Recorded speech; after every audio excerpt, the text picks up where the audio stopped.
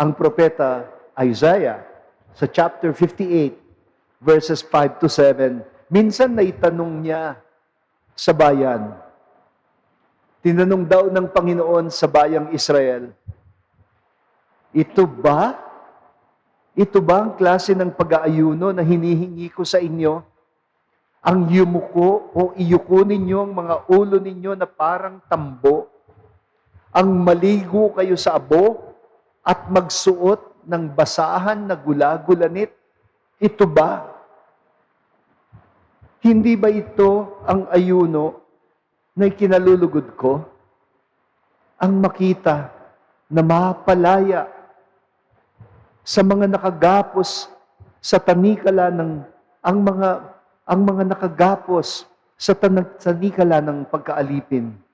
Ang mapagaan, ang pasanin ng mga nabibigatan, ang magbahagi ng makakain sa mga nagugutom, o ng masisilungan sa mga palaboy.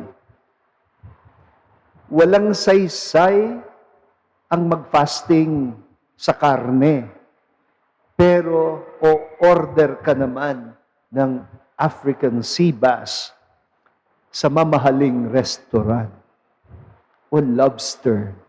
Hindi ako kumain ng baboy. Lobster lang.